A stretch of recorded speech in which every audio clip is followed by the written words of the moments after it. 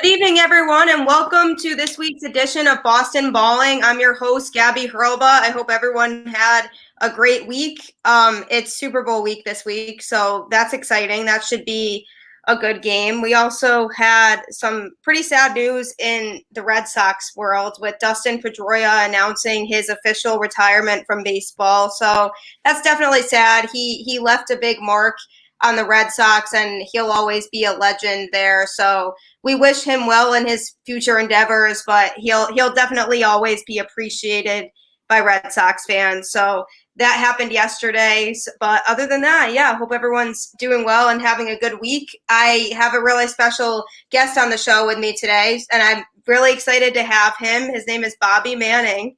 Bobby, how are you? Doing great. Bring up Pedroia. He was definitely one of my favorite players growing up. And I was always a baseball guy when I was a kid. My uncle used to bring me to the games, and I always thought I wanted to cover baseball. That was always my dream. But I ended up getting into basketball probably around 2014 more, and then got deeper and deeper into the Celtics lane. So I never ended up going the baseball road. And the way the baseball games have gotten longer, and there's not as much stability with the players on the team year in and year out as there was during those Pedroia and Ortiz years. I'm kind of glad it went the way it did. 162 games is a lot, but I still love baseball. When I get the chance, I'm always gonna love it. They just make it hard. They do. Yeah, no, I definitely understand that. I know a lot of people who are just like, baseball's boring. I can't sit through a whole 9 inning baseball game. It just is too slow. And the season is pretty long. I mean, last year when they had the 60-game season, it was interesting. I think there were more people into baseball because it was a condensed season, so more of teams mattered and for standings and everything else. So it was interesting how some more people watched it then, but I feel like in a regular length season, you don't get as many people watching baseball as you would other sports because it's hard to sit there for that long and watch a game and be entertained. Yeah, and I was excited for I think the original idea was like a 1 or 2 month dash to the playoffs, and that actually ended up being what it was. You're right, 60 games and you're in. So that makes it a little more exciting, but it was tough in Boston because the Red Sox stunk. You had three things working against them. The Red Sox stunk. People were furious about Mookie Betts, rightfully so, Yeah. and you couldn't go to a game, which kills. I mean, whether you like baseball or not, I think the experience of going to the games and hanging out there is different than watching on TV enough where people could get into that and the experience more than they would watching a TV broadcast for 4 hours, because you make a day out of it. There's all the fun things about going to the game. So I think baseball, more than any other sport, really got killed by having no fans in the stands this year. Yeah, I agree with that too. Baseball is one of those sports that they really need that revenue from the fans in the stands. And I think the league was really hurting without that aspect. So I'm hoping that this year they can have fans in more of the stadiums. I think that would be really, really helpful for the game. And they are saying that they're going to have a full length season this year and that it's going to spring training is going to start on time. So that's pretty exciting. So hopefully that they can have a successful baseball season this year without any issues. But who knows, really, with what we're going through in this country and everything else right now with COVID. So Yeah, you never know. I want my baseball games back and concerts and all that stuff you just took for granted year in and year out disappeared. And I remember I have a friend who lives close enough to Fenway, and you could go up on his roof, and during the games, you would just look over to Fenway, and no one would be there. You could only just see it from a distance. So I'll really appreciate that next time I can go out there, even though the Red Sox still are on my bad side. 2018 was great, and then I think they just made some brutal decisions in years to come. But that's a different conversation. yeah, no, I know it's definitely frustrating to watch, but I'm excited for baseball to come back, and I'm happy that it's this month that we will start to see some games. Is that your game? So what's your favorite sport? What's your favorite team? Baseball is my favorite sport, definitely. It's always been my favorite sport. A lifelong Red Sox fan. I grew up Mhm. watching so many games. I mean, I like a bunch of different sports, but baseball is definitely my favorite. What would you say is your favorite? Oh, it's basketball by far now. So Yeah. I started going to Celtics games the year they stunk, 2013-14, because you could go and buy like $11 tickets and move up to the front because no one was there. So you got to be close enough where you could hear the players. And when you were able to go to that many games, it just drew me in a way that the other sports weren't able to. Because, you know, when the Bruins got good, you know, you can't go to a game for any less than $100. Patriots, obviously, forget about it. You know, that's like 300 minimum. And then the Red Sox were always expensive too during their great years. So I was able to get close to that team and the people who covered that team, because I always had dreamt of covering sports in a way that I couldn't any other professional sports team in the town. So once I started getting that feel, and the team got good pretty quickly, they were in the playoffs within 2 years after that. Yeah. I just got drawn all the way in, and I got different opportunities, and I fell in love. And then I ended up getting into the college game as well as I started looking into some schools and following college basketball a little more. So I love basketball. Obviously, the pace, the personalities, the storylines. I think Twitter too. You know, there's just such a robust basketball community on Twitter it's just a fun sport. And obviously, it's only gotten bigger. There's people around the world that you can connect with through it. So, you know, it bums me out sometimes that baseball has gone the way it has, and I think they've made some tough decisions as a sport over the years and have been behind the curve on whether it be not being able to share highlights online that the way you can basketball, or the pace of play as we can talk about all day long, or just the marketing of their stars. You know, like you don't have a LeBron James, a Kevin Durant, a Kyrie Irving type figure in the MLB. You know, you have some amazing talents. You know, you can't ignore the power of a Mookie Betts or a Mike Trout or even Joey Votto back with the Reds. I thought was one of the best players ever. But like people just, you know, walking down the street, people wouldn't recognize those guys, or at the very least, like connect with their personalities. Yeah. Yeah, I could see exactly what you're saying. Whereas with basketball players, their personalities are really, really shining through off the court and in press conferences or just the things they do outside of basketball. And I feel like that makes fans be able to connect with them more personally than they might with athletes from other sports. And they kind of know a lot more about the players just outside of the game of basketball. Yeah, the way they've built it, or it just gradually became over time, and it probably started with Michael Jordan, which was obviously before my time, was like a soap opera, just these larger, you know, reality TV, that kind of thing. Social media, obviously, it easily adapted to once Shaquille O'Neal got on Twitter. You know, people forget Shaquille O'Neal was kind of one of the people who got Twitter rolling after his career with just tweeting Yeah. funny stuff and sharing videos of him dancing and all this different kind of stuff. So you felt like you can connect with them in a way. And, you know, you mentioned the press conferences. There's obviously some iconic press conference moments. Yeah. And, you know, the connection between player and city, and the importance of one player on a singular team winning a championship, whether it be LeBron in Cleveland or Kawhi in Toronto or Paul Pierce here in Boston. That creates a special bond between these singular players and the cities and the fans that you can't beat anywhere else. And I thought the thing that opened up my eyes too was I lived in Spain for 4 months in Oh, 2018, wow. and I ended up connecting with some Celtics fans there. And I ended up writing a story about it because they had this whole group of fans in Spain who are just diehard Celtics fans. And what I've actually noticed, you know this too, living in Boston, I'd say it's number one a Patriots town. And then your second choice, whether you love hockey or whether you love baseball, is either the Red Sox or Bruins. But the Celtics are kind of, last in town. But around the world, around the country, like outside of Boston, there's a massive, massive Celtics fan base. And I learned that that goes back to Larry Bird and some of the great teams that they had in the 80s. Those were the teams that people all over the world could watch. So, like, there's just such an international hold in the game to where I could go to Madrid, being from Boston, and connect with some people thousands and thousands of miles away about the team. And I still have a group chat with them to this day. They're just huge, huge fans, probably bigger than some people you would find in Boston. And obviously, you see that in Italy, you see that in China and Asia. Basketball has just gotten so massive. So, like, do you think of music as a language, or these other things that are a language that connects people across the world? Sports, basketball in particular, has become that too. So that's another thing I love about it. Yeah, no, I agree with that completely. I think it's a great sport to be around. And I think a lot of people that like basketball love basketball and get super into the players and the teams. And you're right. I mean, around the world, there's so many NBA fans and people that watch basketball and the international athletes that come over here to play, you're drawing in fans from those areas that those players are from too. So I think that's another cool thing about it, is that there's a lot of talent everywhere when it comes to basketball, and it kind of is a sport that brings people together a lot from all over, everywhere.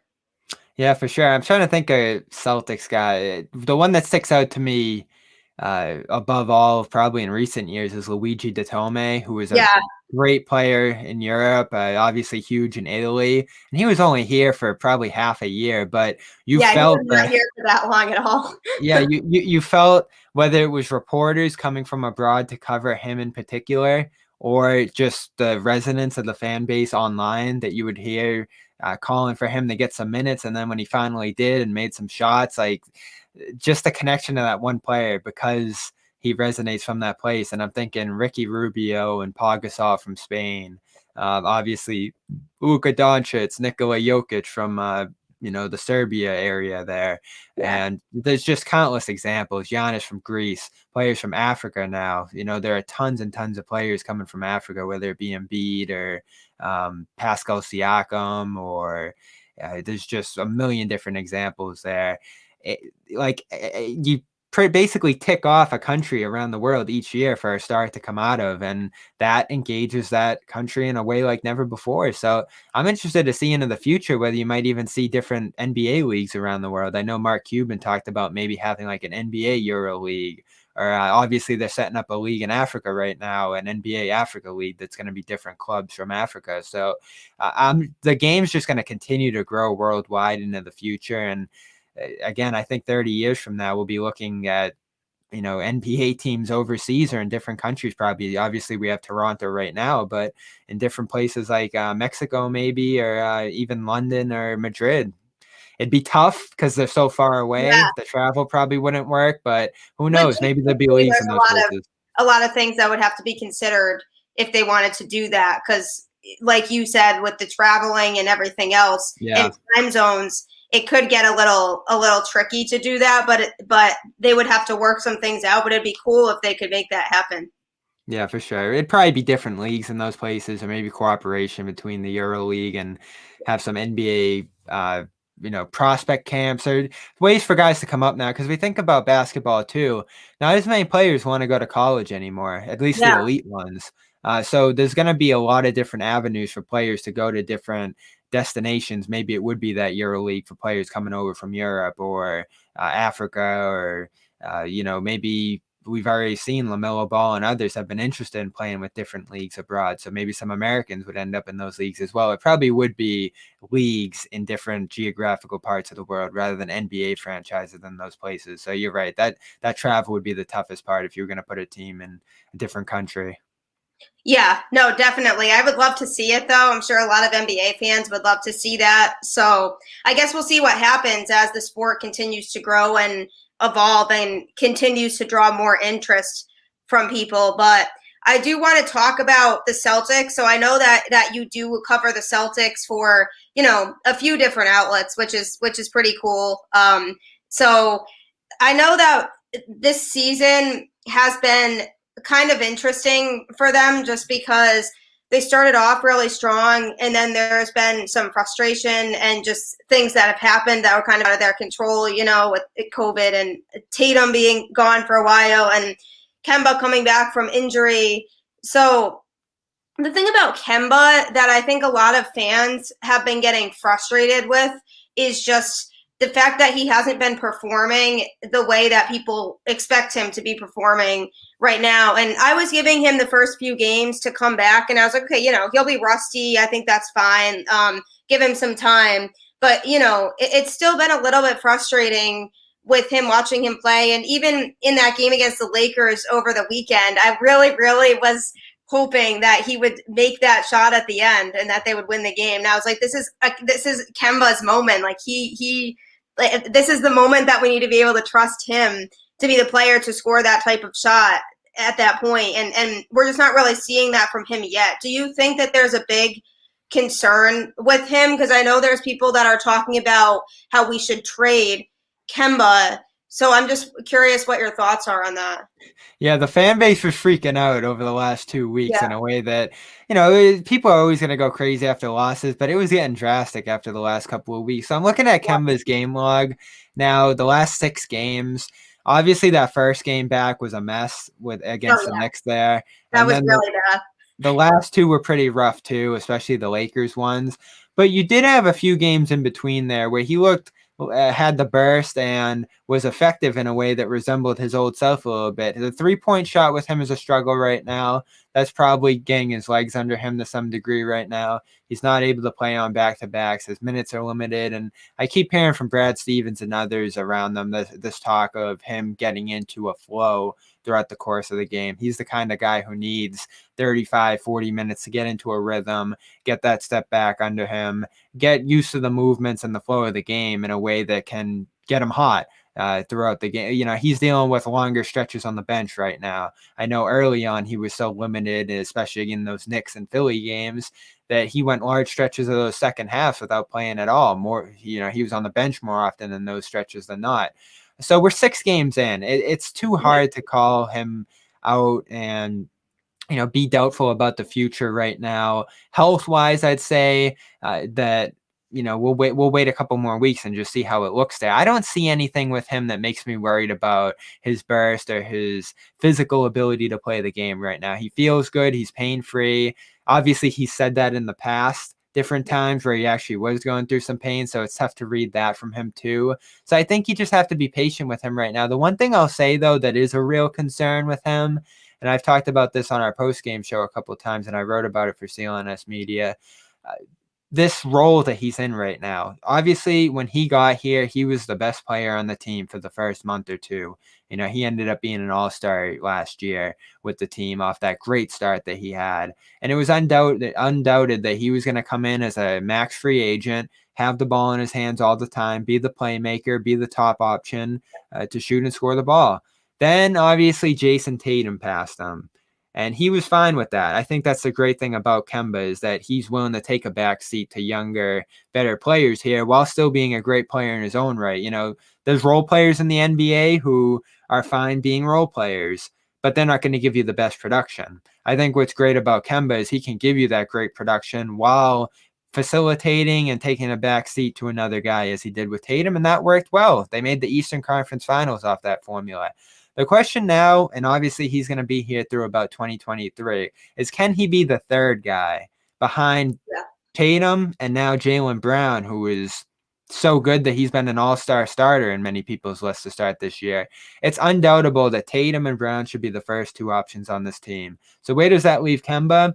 With the ball in his hands a little less, with less shots per game to get that rhythm, even maybe at some point less minutes per game. Now, I still think he could play with some bench units and lead those bench units and be the main guy with those bench units, not necessarily go to the bench, but within the flow of the game, play with some bench units and, lead those units.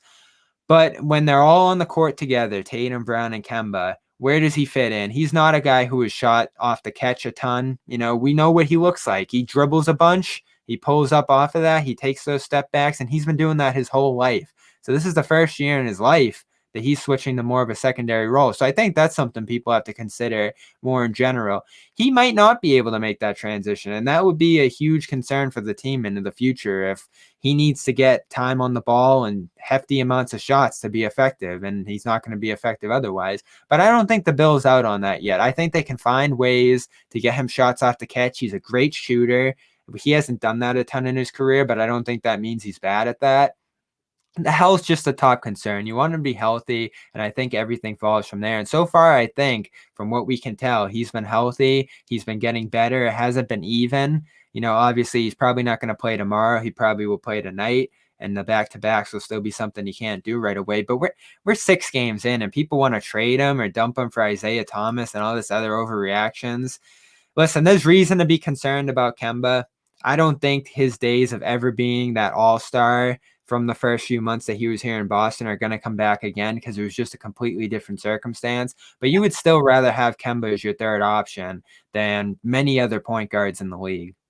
Yeah, and even with just the way that this team operates and the chemistry, Kemba's a good guy to have around, a good personality type of guy to have in the locker room for a lot of the other players on this team, and it shows there's a difference with him than we've seen with some of the point guards in the past, and I just feel like having Kemba with this team and this mix of players, it works well off the court. And basketball is a big chemistry sport, and it's really important that players can click and connect outside of the sport and off the court. And I just feel like that it makes a big difference when you have somebody like a Kemba who's a team player and encourages his teammates to go and be successful. I feel like that's something that can really help them going forward, and not a lot of other teams might have that same type of chemistry that they have, and Kemba just brings a lot of positivity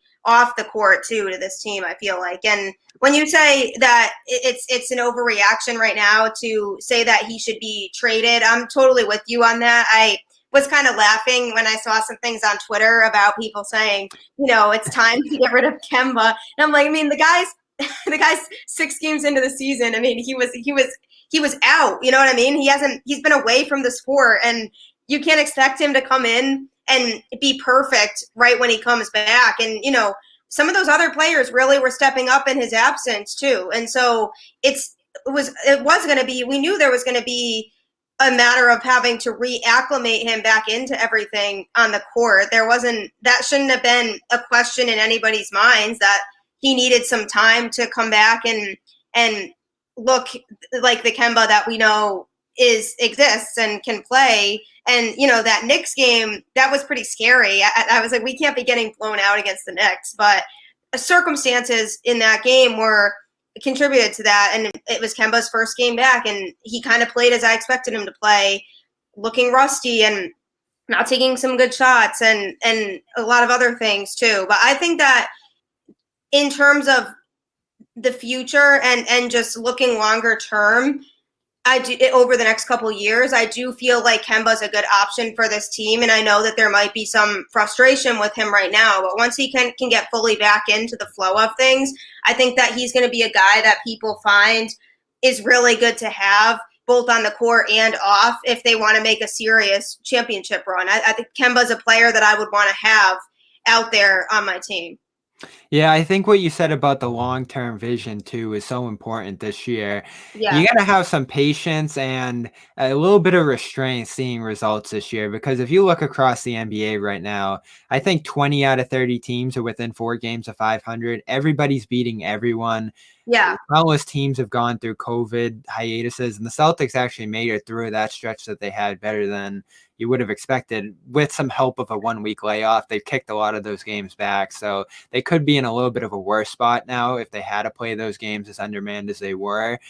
So all this stuff has to be taken into consideration right now. Now, am I a little concerned that there's sloppiness on the defensive end, which has irked me all year, and the Kemba return hasn't been as straightforward as you would have expected it to be, and rookies have gotten hurt now, and Peyton Pritchard and Smart's going to be out for a good amount of time now. Some of this stuff is concerning, but if you look at this bigger picture and what they're ultimately going to try to retain here, the starters from last year have only gotten 21 minutes together, 2 games, and then Smart goes down.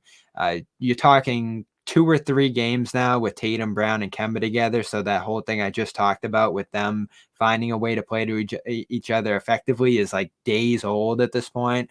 And then, lesser stuff like practice time and even just COVID after effects with a guy like Jason Tatum and Rob Williams has all impacted this team. So if you look at the bigger picture and what's going on right now, what are they, about 2 games over 500 at 10-8? Yeah. I would have taken it. I said if this team made it to 500 through that whole stretch without Kemba, I would have felt good about where they were at. And they were much better than that. So they've dipped a little bit since, which is what concerns me, because I thought they would have gotten everybody back and just went on a roll.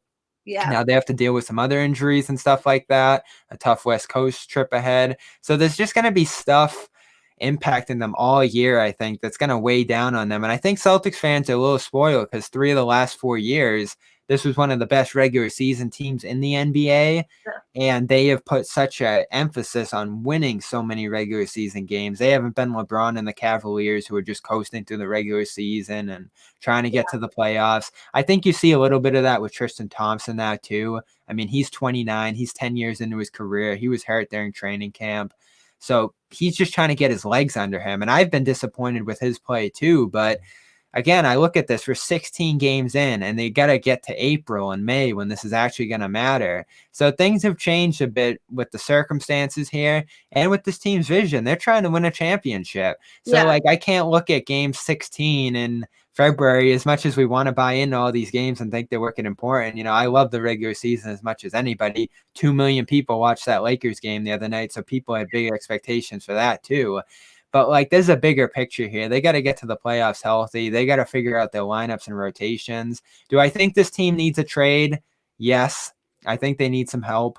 But let's look at the bigger picture right now. Jason Tatum is playing like an all-star. Jaylen Brown is playing like an all-star. Rob Williams has been awesome. Daniel Tice has been great. Marcus Smart was playing great to start this year. I mean, I liked what I saw from him. Yeah. When he was playing at the beginning of the season too. I mean, where would this team be without Pritchard now when you think he's going to be coming back soon and filling in for Smart? And he filled in for Kemba to start this year. He was a big part of how good they started. He was becoming a really important part of this team. So when he comes back, that's going to be really exciting to watch too, because he was really contributing and stepping up. Yeah, for sure. So I think you consider all things right now, look at what they've done through 16 games, and you're pretty happy with how it's gone. I mean, there were concerns this year whether they would be a playoff team at all with the loss of Hayward and Kemba's health and the possibility of him not playing at all in some skeptics' minds. So they're looking like not even a play-in team right now. That 6 through 8 spot or 6 through 10 spot in the East is going to be a play-in tournament. I'd say they're pretty firmly above that when it comes to how they're going to finish here. So, I don't think there'll be fans in the playoffs this year. Who knows with how this vaccine rollout goes. So if you're the 5 seed versus the 1 seed, it doesn't really even matter. Yeah. And we saw that in the bubble. That was kind of the cool thing about it in the bubble too, was no team really had home court advantage. And so it was just really anybody's game at any time. And that's a cool thing. And it was like, yeah, the Lakers got the number 1 overall seed, but they weren't even playing at home. So I kind of like that because it makes an even playing field for everybody that gets in. You can get in as the 8 seed, but be an equal playing field as the 1 seed. It's kind of cool. So it's not the stakes are a little bit different, and the circumstances and what you're playing for are different. Because at that point, you're just playing for a spot. You're not necessarily playing for seeding because it doesn't really make a difference seeding wise in that situation. So I think you're right about the fans. I think, unfortunately, they probably won't be able to have fans there. I mean, it'd be great if they did, but I think, unfortunately, they won't. But it also just goes to show how important the fans are to the game, because they really influence so much about how teams play. And I know that was something that was a huge adjustment for a lot of the players in the bubble, too. And even now, being out of the bubble, just the transition at the beginning of the season from playing in the bubble to now coming back out and adjusting to playing in a non-bubble setting, back to all the traveling and everything else, and still not having fans. It's not easy, and with Kemba coming into all of that late, his teammates were already starting to get used to that type of stuff before he was too. So he was still trying to get acclimated with the post-2020 bubble play, and is now back. They're playing at the Garden, but with no fans. So that's definitely strange, I think. So we'll see, I think, what happens there. But I am definitely still a big Kemba fan. I don't really want to give up on him just yet. And I was impressed with the beginning of the season. They played some hard teams to start the season there, and they could have easily started the season with a losing record that was pretty bad. But they ended up winning a lot of those games that people didn't think they could win because they didn't have Kemba. So I agree with you about the playoff thing too. I think that they have to focus on just making some adjustments, getting everything figured out now, and getting that playoff spot. We don't need to put too much emphasis on last week's games. We have to focus on going forward and what can they do to perform when it comes to crunch time down the stretch. And if they were playing like this, a few months from now and it was getting closer and closer to playoff time, then I'd start to feel more concerned about what I'm seeing. But I have faith and confidence. I feel like that the more games that Kemba plays, the more that some of those issues will resolve themselves. And unfortunately, injuries will always be a risk. But I think that down the stretch, hopefully, as they play more and more games, that things will resolve themselves and that they'll figure some things out. But I do think a trade would be beneficial as well. And this actually transitions well into the next thing I want to talk about, because I've really been impressed overall by what I've seen from Tice this year. I thought that when they signed Tristan Thompson, that he was going to end up being more of the starting center. But now it really seems like Tice might be better off in that role just because he's more versatile to me, and he's a threat on both ends of the court more than Tristan Thompson is. So do you feel like for the rest of the season going forward, we'd see Tice more in that spot? Yeah, and we're already starting to. I think he, within the last week, has become Brad Stevens' top option at center and was the starter when everyone was healthy the last few games. So they're seeing what we're seeing from him. He's been awesome. I think Daniel Tice just deserves so much credit, and Danny Ainge too, for finding him out of Germany and keeping tabs on him all those years, bringing him in that first year in 2017, and just developing him a little bit behind Baines and Horford and some of the other guys that were there during those years. He didn't get to play a ton those first 2 years, and then 2020 comes around and he's the starting center, and I thought he did an exceptional job last year. And there's all these little things he does, whether it's those seals in the lane. He shoots the three at a great rate, obviously, and he's been on fire from three the last few weeks, which has helped him get up to 14 points a game or so. He's not a great shot blocker, but he can block shots. He's got good length inside.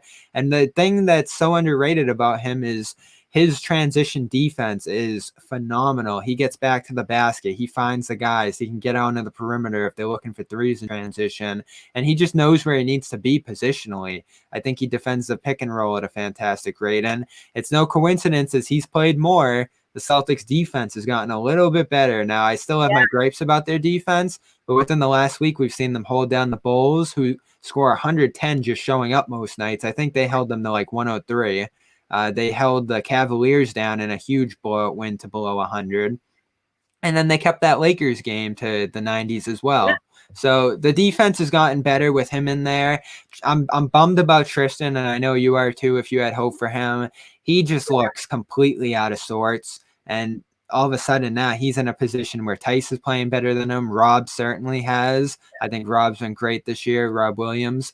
So Tristan Thompson, it's like, where does it leave him? Is he even part of the team at this point? Can he work his way back in limited minutes to being an impact player? But at some point, you just have to play the guys who are getting it done so you can get these wins wherever you can. So it's a tough mix right now of experimenting and trying to get wins wherever you can right now. But when these results have been all over the place, every win feels a little bit more important. So it's no surprise to me within the last week that you've seen Tristan's minutes diminished a little bit.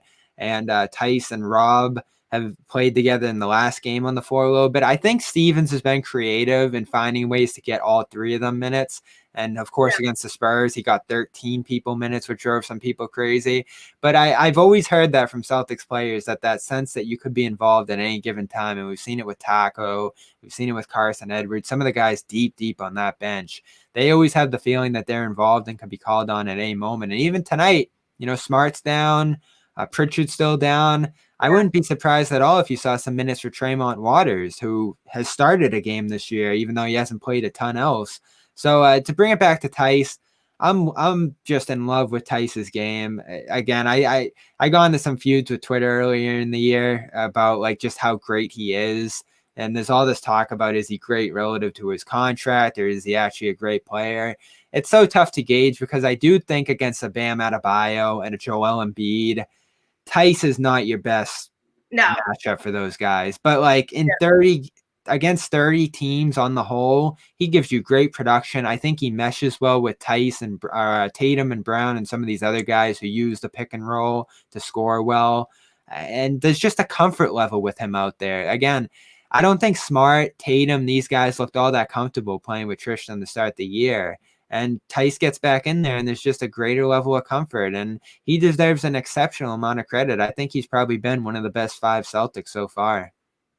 Yeah, no, he's such a fun player to watch, and there were so many people at the beginning of the year that had their doubts about him this year, and with Tristan Thompson coming in, I honestly had high hopes for him, and I really thought that he was going to be the one that's essentially doing what Tice is doing now, and fulfill that role as the starting center. And Tice is just becoming more and more valuable and just proving how much he can really do out there. And if I had to pick somebody down the stretch in must-win crucial games, I would want Tice out there just based on what I've seen. And I don't know what is going on with Tristan Thompson, but he's just, you're right. It seems like he's out of sorts, or he's just is distracted by something, and he's just not playing the way that we're used to seeing him play.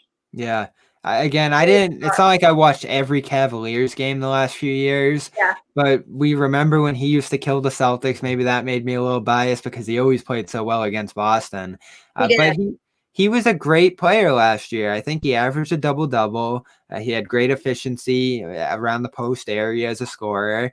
He was obviously on a bad team that got him a lot of shots and more opportunity and more minutes and all these things. But I always knew him as a great defender more than anything. And he has gotten torched in every big matchup he's had to play this year, whether it be Embiid or Kevin Durant on switches in that Brooklyn game. He's just been a non-factor defensively, and the team's defensive rating sank every time he was on the court. So maybe that hamstring injury is affecting him in some sort of way from the offseason. Maybe he just isn't a great fit on this team. But I made a big case early in the year that he was going to be a game changer for this team with the defense and rebounding he brings to the table. And I'll give him credit. He's been a good rebounder so far. But that's about all he gives them. He's a 0 in the scoring department many nights. He's not moving well, as you've noticed. I just don't know what it is. And they're paying him $9 million, which isn't going to break the bank. It's a 2-year deal. So maybe they end up finding a way to move him at some point if it just doesn't work out here. I don't think it's an impossible contract to move, but right now they're kind of stuck in a limbo between trying to ramp him up and get him going and playing better guys, because there's no doubt right now Tice and Rob have just soared ahead of him. So I think tonight, and they're playing at 10 o'clock tonight as we record this, I want to see Rob and Tice start together. I thought that was an awesome look against the Lakers. Yeah, And I like that combination a lot, which is weird to say, because I think that's kind of something that people wouldn't really expect, but I do like that combination a lot. And you know what it is? People went crazy about the 2 centers on the floor because to start the year, they were playing Tyson Thompson together. And it looks like it was just Thompson weighing that whole unit down. It wasn't the fact that it was 2 centers, because Rob and Tice played together last game, and it was fantastic. I think it was like a 122 offensive rating and 89 defensive rating. So like there's potential to play with a lot of size and fill the court with rebounders and shot blockers and defenders and stuff the way they envisioned it this year. It's a killer that Thompson's not working out, because there were obviously other options that they could have spent that money on. Maybe a wing like Jay Crowder has been mentioned in that spot. There weren't a ton of wings on the market, but they've needed help at that spot. And right now it looks like they just have one too many centers. Grant Williams is getting hurt by not being able to play some minutes at center right now. So again, Danny Ainge isn't perfect. This looks like it could have been a mistake if it keeps going this way to spend that money the way he did. I think Jeff Teague hasn't been great so far either. Their other free agent signing. So great draft so far when you think of Pritchard from Ainge this offseason. Not so great free agent class. Yeah, exactly. And going into it, I don't think people thought that was the case. I really thought that they would have played better, but it's just, if this continues like this, you have to wonder if they would consider moving Tristan Thompson or trying to figure out some way where they can maybe work him into a trade of some kind at some point, not necessarily now, but you have to wonder what his future with this team would be if he doesn't start to show any improvement or show that he can really be productive offensively. Yeah, I've talked to a couple people about how movable his contract would be. It's $18 million for 2 years. Yeah. You don't usually see a second year on a mid-level deal like his, which was weird, but probably what it took to get him in a tight competitive center market. I know Toronto wanted him, and some other teams out there. Cleveland probably wanted to keep him, but Boston ended up giving him the best offer, and that's why he's here. So now it could be tough to move if they want to end up making a deal like that. I'd be patient with it. I'd just try to see if this can work out. They already traded a first round pick to move Enes Kanter, which is looking unfortunate because Kanter would have been an expiring deal. He played well with the Celtics last year, and he was a guy who was fine moving between the bench and not playing at all some nights, and other nights being the starter. So that, like, sometimes you make bad personnel decisions and they start to compound each other. Like you move a first round pick to get rid of Kanter looking for something better, and it actually looks like Kanter was the better player. Now you might have to use a first round pick to move Thompson. So that can happen sometimes where you make a mistake and it leads to another mistake. And then maybe you trade that first round pick to get rid of Thompson, and that ends up becoming a great player for that team. So they're going to have some versatility with the roster right now because they have so many young players. I think they're going to be able to use picks, whether it's to get rid of a guy like Thompson or to add another player. They have their own picks for years to come. So I think that's going to be a route that they have now to make some improvements or make some adjustments on their roster. And like I said earlier, this team looks like it does need a move, maybe two, to pad its depth and fill some holes right now. Yeah, definitely. I think we need to see something before, we need to see something relatively soon if they want to seriously make a finals run, because I just really feel like there's still not enough and there's still holes that need to be filled if they want to really go all the way. And yeah, they will of course be a playoff team, and they could go pretty deep in the playoffs, but we go through this every year where they get so far and they just can't go all the way. And there are a lot of other teams in the East that can contend. Philly's playing really, really well right now. Obviously, Brooklyn is in there, Milwaukee. And I think that if you take all of that into consideration, I think that there is some moves that need to be made, and I think that we will see something happen. I don't think that it'll stay as is now. I think we will see something happen. It's just a matter of what that entails. But I do like, and I preached this earlier on in the season, right after the season started.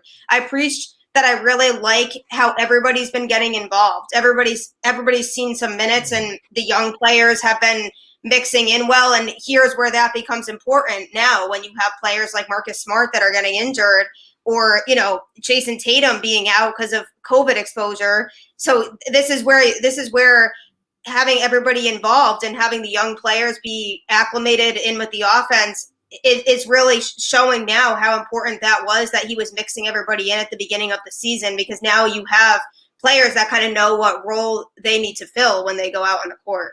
Yeah, to go back to that trade conversation, and they haven't made an in-season trade in quite a few years. I think it's going back to Isaiah Thomas when they made that deal at the deadline, that they haven't made one since. Yeah. So they were in an interesting spot the last couple of years where they lost a lot of players in 2019. So they had to fill out the roster, and draft picks are a part of doing that. They had some hopes that Memphis pick that they got in the Jeff Green deal way back was going to be a great pick.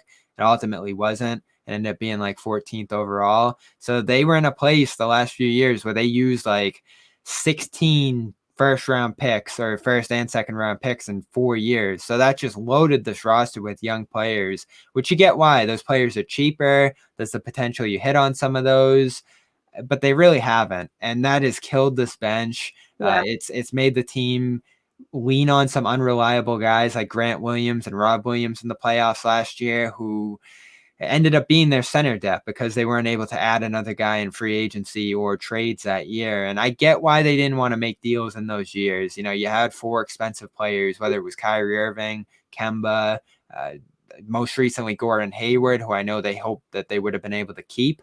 And if you have 4 expensive players on a roster, you're going to have cheap bench players in there too. You really can't afford these medium-sized contracts. Marcus Smart is already one of those. So the team had gotten so expensive to a point where I think they were trying to downsize and make things a little cheaper and go younger and have some guys that could grow into the future. And that ultimately didn't work. And I think it killed them the last 2 playoff runs where they had to lean on some younger guys, especially last postseason, for depth. So this year, I would be stunned if they don't make a pick, just because, or make an addition trade wise, because they have picks to offer. They already have so many young players on the team that I can't see them using any more picks into the future. I mean, they just had 3 in this last draft, and they had to trade one for basically nothing when it was said and done. So, like, there's always this conversation of, do you overpay? Does Ainge drive too hard of a bargain on these trades?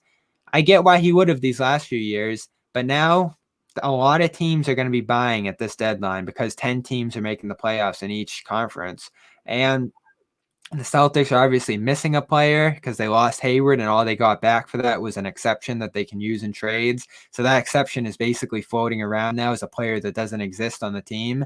So, Yeah. like, you consider all these things right now. I can't imagine a world where they don't make a trade this year, even if they have to get a little more aggressive to get it done, because they have assets to offer right now. And when you have Tatum and Brown playing this well, I think it's worth it to make an aggressive charge to try to win this year. I wouldn't be stunned if Danny Ainge looked back on last year and said, we had Hayward, Brown, uh, Kemba, and Tatum rolling, and we couldn't get to the finals when we ended up facing Miami in the East Finals to, get there. We didn't even have to see Milwaukee on the way there, the 1 seed. So that must kill them. And I think there were some lessons learned there that you can always say, if we're healthy, we're going to be great. You can say that again this year. If this team's healthy, they probably get what they need to make a finals run, but you can never count on health. So, like, some part of making additions too is to get guys who can be reliable if Kemba gets hurt, if Smart's not available, if one of the centers gets hurt or something like that. Or even, Lord willing that they don't, Brown or Tatum run into something down the line. Like, you want to have guys who can fill in reliably so that if one of those players goes down in the playoffs, your playoff run isn't just over because of an injury. Yeah, exactly. I totally agree with you. I would be very disappointed if they don't make a trade this year. I'd be like, what do you have? There's no reason not to.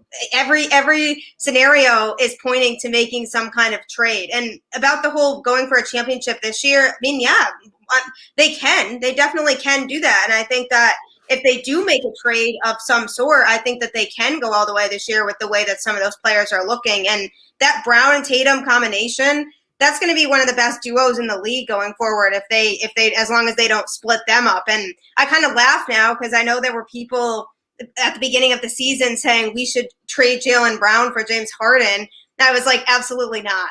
I was like, I don't want that to happen. I don't want James Harden here. I don't think that he would be a good mix for this team. Jaylen Brown is a young, talented player that could have a really successful career here. So I really don't want to trade for James Harden. And look what he's doing now. I mean, I would have been so disappointed if they did something like that and they traded Jaylen Brown because he's really proving to be an extremely valuable asset to this team. And if they want to make a serious championship run, I don't think that they could have had that possibility as much if they had Harden over Jaylen Brown. Yeah, and Jaylen Brown is just such an easy player to root for. He's fun. He's got a great charisma to him on the court, lots of flair, incredibly efficient, defends like crazy. That's what you love about Tatum and Brown too. They're both defensive players. They make your defense better. And then there's obviously all the off the court contributions to society that Brown has made that make him incredibly inspiring to root for as well. I remember back in 2019 where they were talking about whether they should extend him, maybe whether they should bring him to market and see, what kind of deal he gets. And they ended up coming to a deal like hours before the deadline on a 5-year extension with him that worked out for both sides. Near max for him, and that guaranteed last year. And the Celtics end up locking him up and don't have to get into a bidding war there and possibly pay him the max at that point. And I remember thinking, like, this, you think of what he's going to be down the line. He had already made the Harvard speech at that point. It was just before the Black Lives Matter movement got ramped up, and he ended up being a big contributing factor in that.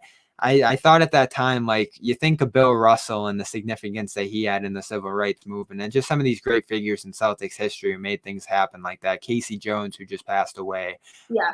You want to, obviously it's great that he's a fantastic player, and that's why you pay him the money. But, like, on top of that, you want Jaylen Brown and his contributions to society remembered for being in a Celtics uniform. And that more than anything was like, just get this done. Don't even take this to market. Don't have any bad feelings here. He's worth it. And there were questions about whether he'd be worth it as a player at that time.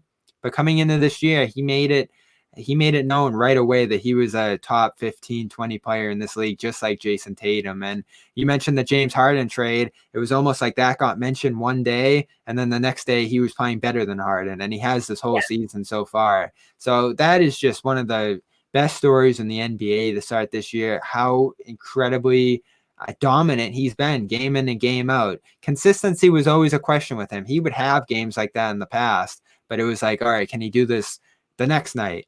And now it's every single night he's 25 points pretty much. So he's right there with Tatum for years to come. I mean, it was initially Tatum and then whatever you can get from Brown. Now it's Tatum and Brown coming at you every night. So that's what makes you think in today's league where it's more 2 stars than 3 stars, unless it's the Nets with Harden, Irving, and Durant. They've kind of brought back that big 3. You need 2 great stars to win right now. You know, LeBron and Davis, Kawhi and George. And Tatum and Brown are on pretty much anybody's level when it comes to a 1-2 punch in this league right now. So that's what you need. You got to make maybe minor adjustments around that. But Tatum and Brown to start this year have showed that they can be more than enough as the hardest part of the team to put together, your top end stars. Yeah, no, definitely. It's so exciting to watch them come out every night, and it's special. And you I just tell fans enjoy it because this is so rare. Like, Antoine Walker and Paul Pierce were great back in the day, and even they weren't this good, especially this young. I mean, these guys are in their early 20s, and they could be here for 10 to 15 years, having, who knows, maybe Hall of Fame careers if all goes right. So this is just, you never know what's going to happen, if they're going to stay long term, if they're going to go, if injuries happen. So, like, just enjoy it right now and hope that they make the most of it because, nothing lasts forever. Sports, like, we thought the Warriors were going to be great for 10 years and only ended up being 5 years. So you never know. So just enjoy like every single game of this. Yeah, no, I completely agree. And I think that the defense, as we mentioned earlier, is definitely something that needs to be addressed for the rest of this season if they want to make a serious run, because there's a lot of frustrations on the defensive side of the ball. But yeah, I definitely agree with what you say about how everybody needs to just enjoy what they're seeing from these two right now, because this is something special. And I think that they're due for that. They were due for that kind of dynamic duo, and it's really cool to see them come out every night. And it's going to be really exciting in the future to see them just as they even develop into even better players than they are now, and they continue to grow, because them being so young is awesome, and they still have so much of their career left, hopefully, we hope, obviously. And so it's going to be really cool, I think, to see how they develop as players and really develop themselves on this team and just make their mark with the Celtics. So that's going to be awesome going forward, I think. And I hope that Marcus Smart recovers smoothly too. I mean, that was tough to watch him go down. Or how concerned are you about tonight's game with him being out now too? We'll see how it goes. I'm interested to see what the rotations are going to be. I think Stevens will find some interesting ways to replace him. Again, I wouldn't be stunned if you see Tremont Waters because of how determined and reliable defensively he is on that end of the floor. Chase Steph Curry around for a little bit because obviously he's the centerpiece of that offense. With James Wiseman out, he's the only guy you worry all that much about with that offense. And Klay Thompson is obviously down for the year with that team as well. So they haven't been a great offense. I think I looked this morning, they were 23rd in the league in offensive efficiency. Yeah, so they can be defended fairly easy at this point. But it leaves a big hole in the offense, facilitating, lob threats, all this different stuff that Marcus Smart did, pull-up shooting, shooting off the catch. It leaves you down not only a point guard, but another wing. He kind of floated between those two positions for the team. So my idea was to bring Rob out there and play double big a little bit, so you only have to have 2 forwards and a guard because, like we said, Jeff Teague has not been that remarkable this year. He can maybe give you a few minutes of productive minutes that they'll have to rely on. And he'll obviously get an opportunity to fill this hole and see if he can play better. But can Carson Edwards get it done? They've been impressed with what they've seen in him in practice and limited opportunities so far. not the best defensive player, but a guy who can replace some of that offensive end of things. And then maybe Waters fills in to some degree on the defensive end of the floor right now, but they're thin. And you just hope every day in and day out, Peyton Pritchard is on this trip. He went through a light practice last night, so they're going to need him back sooner rather than later if they're going to pull any wins out of this road trip right now, because that guard spot, if Teague is struggling as he's been, is incredibly thin, and they're going to be scrapping for minutes there, especially with Kemba Walker still on a minutes limit right now. So I don't think there's any doubt in my mind that we'll see at least some minutes from Waters and Edwards tonight. Yeah, no, I definitely think so too. And I think that would be a good thing for them to be able to just get some more minutes out there. But it's definitely a loss, and it's definitely going to be noticeable, I think, not having Marcus Smart out there, because there was a lot that he did that was important to contribute that I think is going to be lacking. But I'm excited to see how it goes. I still am confident, and I think that they'll be okay with tonight's game against the Warriors. But I think the rest of the road trip could be concerning, if they don't have Peyton Pritchard to be able to rely on him to be able to come out and play either. So I think it's going to be a tough road trip, I think, maybe, and might be a little bit frustrating. But if we can kind of just rotate people in as necessary, I think it could be a good thing to see who else that they have that they can rely on for these types of things happening in the future. Yeah, the good thing is Tatum and Brown have had plenty of experience setting up the offense at this point. So if they need to have the ball in their hands, more possessions, and play that point guard role, they're going to. And then whatever ends up being the best option on the wing, Edwards, Ogilvy, Javonte Green has been a reliable player this year. They can fit that in wherever, because they're positionless. So like you could even see a lineup like Tatum, Brown, Edwards, Green, and a center. Like they don't necessarily need a point guard out there because these guys can handle the ball. Now it's good too. You'd like to just to limit the turnovers and other things like that, and let some other guys who are great off the ball get off the ball. But you got to do what you got to do at this point to win. So that's the great thing about this team, not necessarily being rigid in the lineups that they play. They can go bigger, they can go smaller, they could do some 3-guard combinations if Teague ends up playing well. You could maybe do Kemba, Teague, and a guy like Edwards as well. So like there's a million different ways that they could go with this. Golden State's a smaller team, so they'll probably chase Boston smaller a little bit here. But you're right, this road trip's going to be hard. It's going to be hard to get wins in any of these games. Warriors, I think they can win this one tonight. In fact, I see that. The Kings tomorrow are the worst defense in the NBA, so you would hope they would be able to take that one. Yeah. But the back end, I think it's Clippers, who are just on fire. That's gonna be easy, yeah. And the Suns have been really good too. I think that's the 5 games or 4 or 5 games on that trip. I might be forgetting one at the very end of it, but all those teams out west are always tough. It's good being in the Eastern Conference where you don't have to play those teams every day. Exactly. Yeah. No, I definitely agree. I think it'll be good to see what happens, and I'm excited for tonight's game. I think it should be a good game with everything that the Celtics have going on right now. But hopefully we can kind of get Kemba back up to speed sooner rather than later.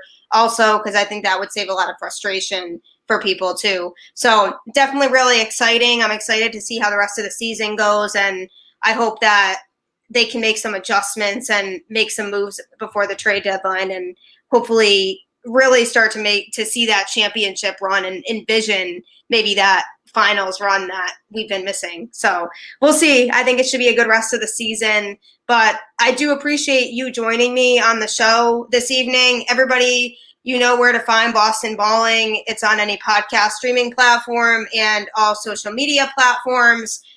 So I appreciate everybody tuning in every week, and I'd like to thank my loyal listeners as always for always tuning in. So you're definitely really appreciated. This was another fun episode of Boston Balling. I'll catch you all next week at my usual time.